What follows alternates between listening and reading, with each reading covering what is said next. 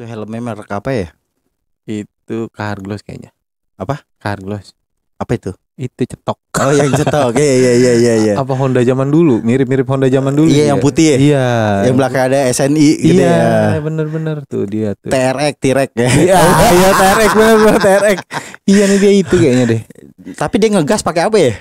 Dari belakang Mbak itu. Oh, gimana caranya? Begini nih. Bukan harusnya gini. Itu Mimi Peri. Oh, itu hodamnya Iwan. Aduh Iwan kan emang ada agak belok Tapi kalau diingat-ingat lagi kayak gini, kepala abis terbang gini, itu gua keinget tentang satu hal yang kalau di Kalimantan tuh namanya kuyang. Oke. Dan hampir sama di Sumatera Barat sendiri, Minangkabau itu mempercayai tentang adanya palasik. Oh, di Minangkabau ada? Iya, namanya palasik. Palasik. Nah, kalau ciri fisik sendiri nih lebih detail ya tentang ciri-ciri palasik ini sama atau berbeda dengan kuyang? Jadi palasik itu kalau dari ciri ya, ciri sebenarnya sama aja. Sama aja. Jadi kalau palasik itu kan kepala yang terpisah dari tubuhnya. Terus ketika mencari mangsa, kepala palasik dapat terpisah dari tubuh dan dia terbang mencari aroma bayi. Nah, ini adalah ciri khas yang paling terkenal dari palasik. Berarti emang dia tuh mencari bayi untuk apa? Untuk makanan ya? Ya, mengambil saripatinya. Ngambil saripatinya. Ya. Tapi biasa anak yang udah kena itu bakal panas, demam tinggi gitu. Dan mengakibatkan kehilangan nyawa atau? Ada ya? Ada sampai kasus kayak gitu ya? Oke. Jadi organ dalam yang terlihat gitu. Jadi dia kayak ketika kepala palasik terpisah dari tubuhnya, organ dalam mereka seperti jantung, hati, usus akan terlihat menggantung sama seperti kuyang. Hal ini yang membuat mereka terlihat mengerikan dan sangat menakutkan. Sama kayak kuyang. Kuyang ya, hampir kurang lebih versinya. Cuman beda daerah aja. Beda daerah jadi beda penyebutan. Dan dia bisa berwujud manusia juga. Oh gitu. Nah, karena wujudnya memang manusia sebenarnya. Itu pesugihan atau apa tuh? Kalau itu sih ada suatu tuntutan dari sebuah ilmu hitam. Jadi ada beberapa versi cerita yang menyebutkan bahwa palasik berwujud perempuan tua.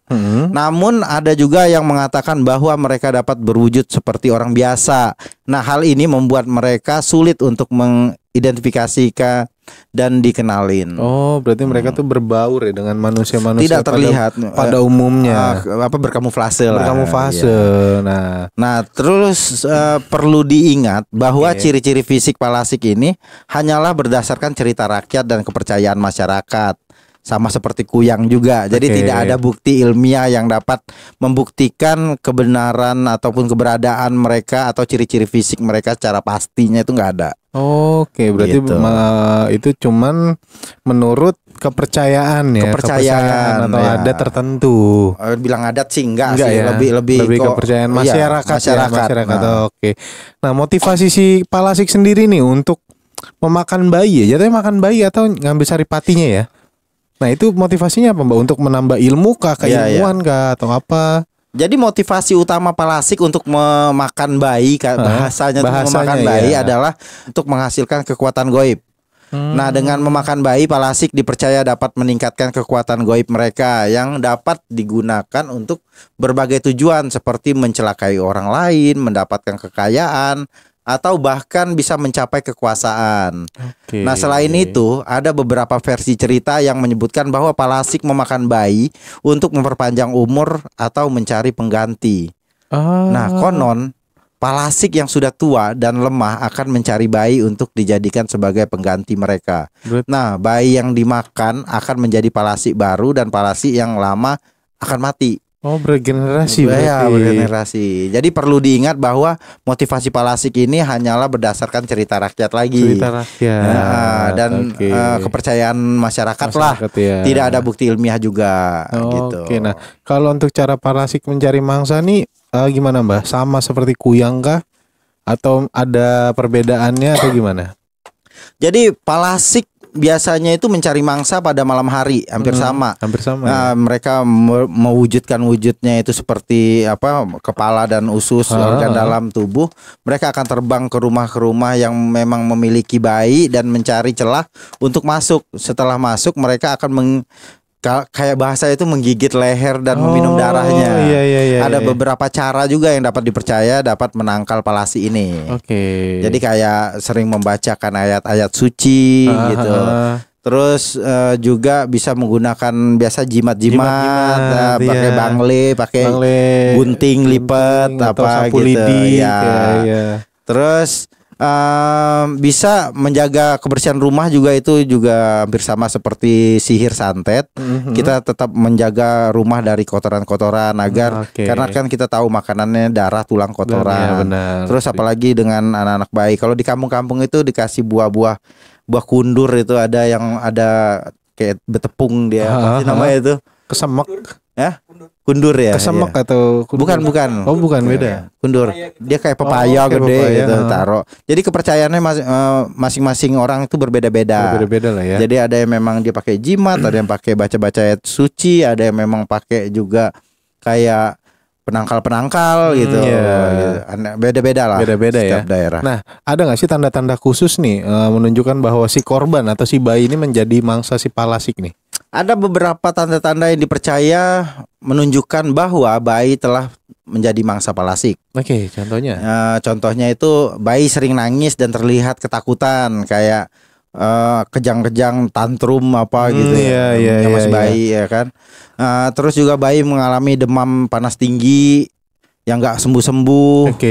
Udah dibawa ke dokter kemana itu nggak sembuh, ataupun bayi terlihat pucat dan lemah, jadi kayak memang nggak ada sarinya lagi lah gitu ya. Jadi bayi yang menjadi mangsa palasik seringkali terlihat pucat dan lemah, terus nafsu makannya menurun, tapi itu juga belum pasti sih. Mungkin beda rumah sakit ya, harus dicek lagi. Berarti harus tetap ngecek ya. Iya. Nah, kalau untuk tadi kan kita bilang untuk itu belum pasti ya. Dan untuk cara mengobati bayi yang telah menjadi korban atau mangsa palasik ini, menurut kepercayaan masyarakat tuh apa aja sih, Mbah? Jadi penting untuk diingat lagi, tidak ada bukti ilmiah yang dapat membuktikan bahwa palasik benar-benar ada, ataupun bahwa bayi dapat menjadi mangsa palasik. Jadi cerita tentang palasik dan cara pengobatan bayi yang telah menjadi mangsanya hanyalah berdasarkan cerita rakyat dan kepercayaan dari masyarakat sendiri. Ya. Ada beberapa cara yang dipercaya dapat membantu bayi yang telah menjadi mangsa palasik. Seperti membacain ayat suci, terus ataupun mandi dengan air hangat, daun sirih, terus memberikan ramuan-ramuan seperti ya sesaji-sesaji yang kayak air mandi, ya 7 rupa atau apa gitu ya, atau bawa ke orang yang lebih memahami ya. Terus atau sambil juga ini penting, harus dibawa ke dokter. Untuk pemeriksaan lah ya. Untuk pemeriksaan lebih lanjut yang agar doktrin-doktrin dari cerita masyarakat ini agak memudar lah. Nggak terlalu termakan oleh pikiran-pikiran kita ya. Nah, cara mengetahui apakah seseorang ini adalah palasik ini ada nggak sih caranya? Jadi kalau sampai saat detik ini ya, tidak ada cara yang pasti untuk mengetahui apakah orang ini palasik atau bukan. Jadi hal ini karena palasik dapat berwujud sebagai orang biasa, tidak mudah untuk diidentifikasi. Namun ada beberapa tanda-tanda yang bisa dipercaya sih untuk bahwa seorang ini adalah palasik. Misalnya orang tersebut sering terlihat sendirian dan menghindari keramaian. Introvert Iwan, ya kan? Introvert palasik. Pokoknya ada di dia semua nih. Jadi orang tersebut memiliki mata yang merah dan terlihat menyeramkan. Iwan. Iya, benar. Ya kan? Orang tersebut tidak memiliki bayangan. Wadah. Gendut. Terus orang tersebut memiliki aroma yang tidak sedap lah. Jadi karena memang ada kotoran-kotoran darah-darah yang diserap. Jadi perlu diingat, tanda-tanda ini hanyalah berdasarkan cerita rakyat dan baliknya ke situ lagi. Karena dari gua sendiri tidak mengiyakan. Gua orangnya kan lebih modern lah. Benar. Karena di saat kita mempercayai sesuatu itu akan terjadi. Afirmasi ya. Dan terjadi pun nggak semua orang bisa lihat sebenarnya. Jadi cuman hanya dari pandangan kita sendiri. Dari pikiran tadi terbentuk sebuah objek yang dipadatkan oleh bangsa makhluk halus. Gitu. Nah, ada nggak sih cara khusus untuk membunuh atau memusnahkan si palasik ini sendiri nih, Ki? Enak ya.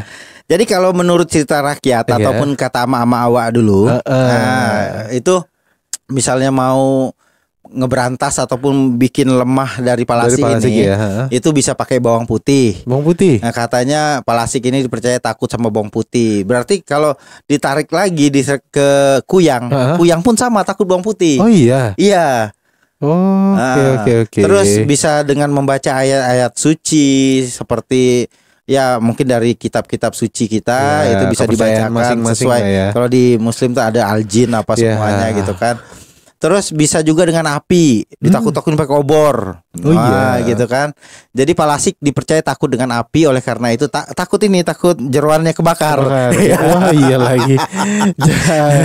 Enak ya.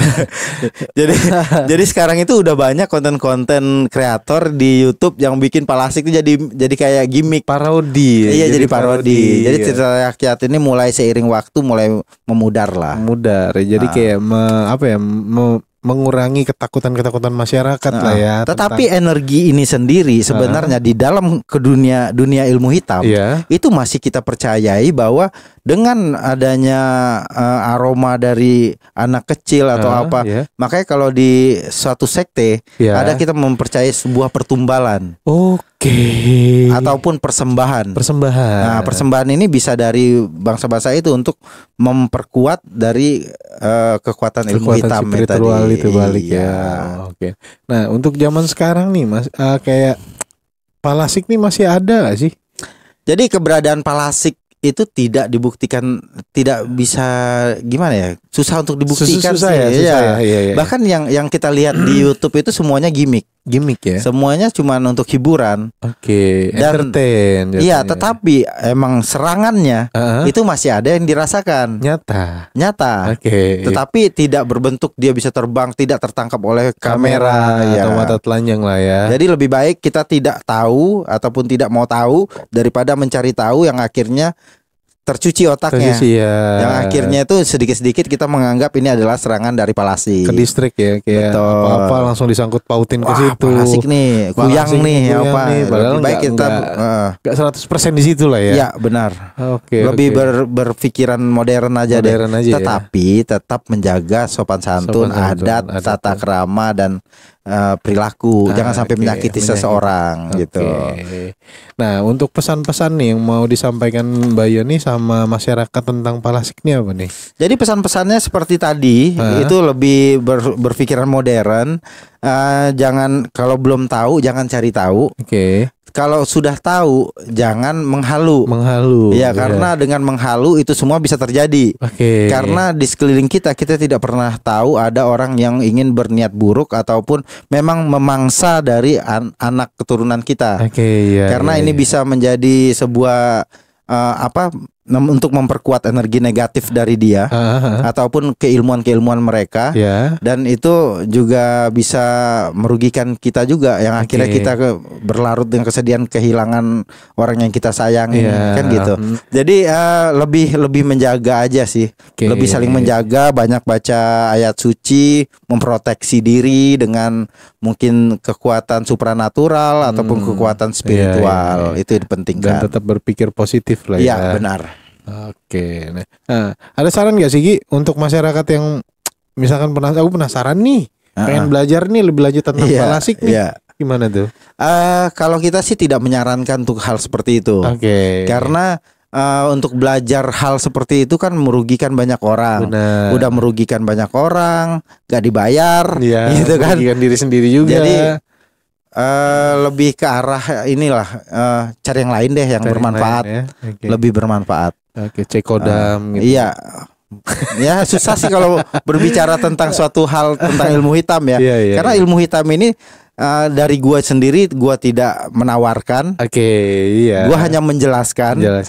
Dan gua pun di setiap penjelasan gua selalu memberikan antisipasinya harus seperti apa. Jadi tidak disarankan untuk seseorang mempelajari tentang keilmuan yang masih dalam hal cerita masyarakat.